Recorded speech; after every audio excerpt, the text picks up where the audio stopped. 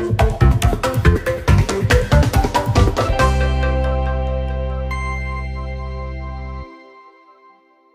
bismillahirrahmanirrahim. Assalamualaikum warahmatullahi wabarakatuh. Perkenalkan, saya Deafir Rehan Parvesyah. Saya dari Prodi PAI semester 1 siang. Video ini dibuat untuk memenuhi tugas mata kuliah Filsafat Ilmu yang diampu oleh Ibu Evita.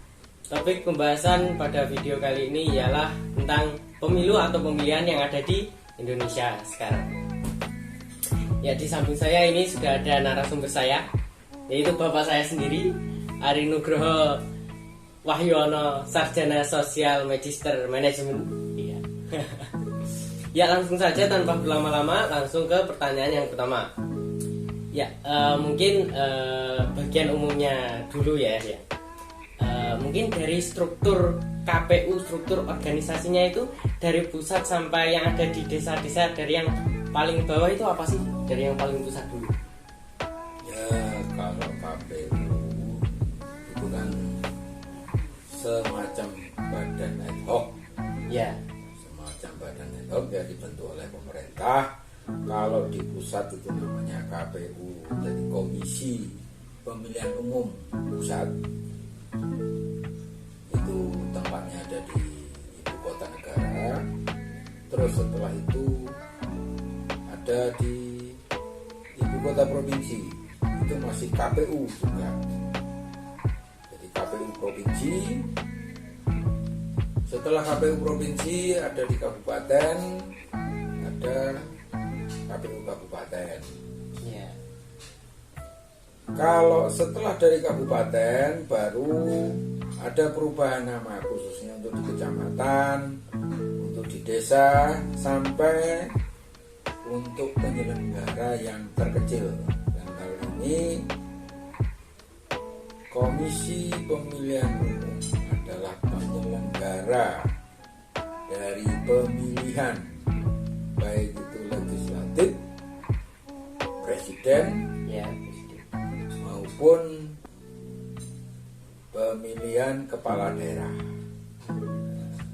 Jadi kalau saya ulangi lagi, saya kembali lagi tadi, setelah dari kabupaten ada yang namanya PPK, sebutannya bukan KPU kecamatan tapi PPK.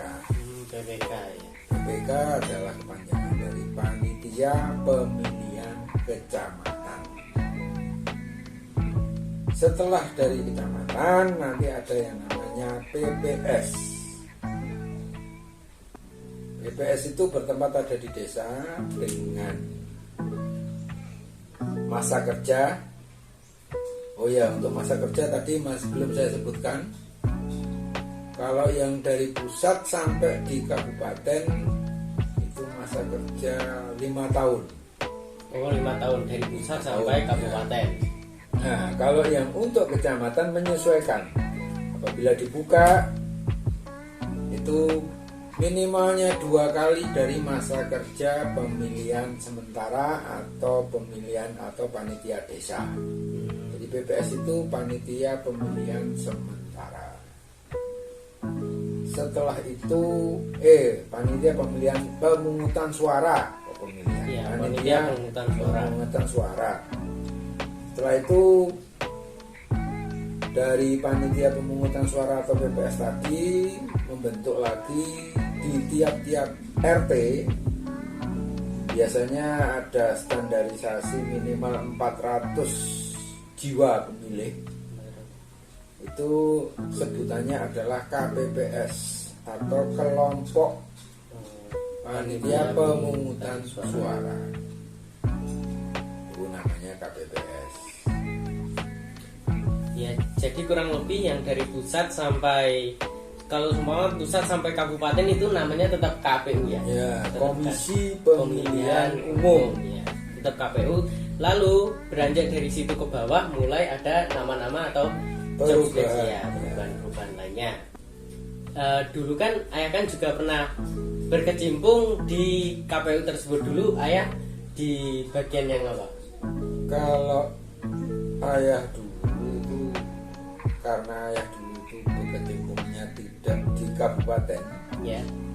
ayah sesuai karena jabatan itu ditunjuk selaku, kalau dulu sebelum ada yang namanya sekretariat, itu namanya PPK, itu panitia pemilihan kecamatan. Itu kalau sekarang terus ada panitia pemilihan kecamatan yang komisioner dan ada sekretariat yang dari PNS. Ya. Dan berarti pengalaman ayah di sini sampai ayah mendapatkan itu apa namanya, piagam penghargaan dari Presiden Bu Megawati pada waktu itu. Jadi KPU sendiri itu juga ada panitia atau salah satu pengurusnya juga ada yang langsung diambil dari PNS yang bertugas itu ya?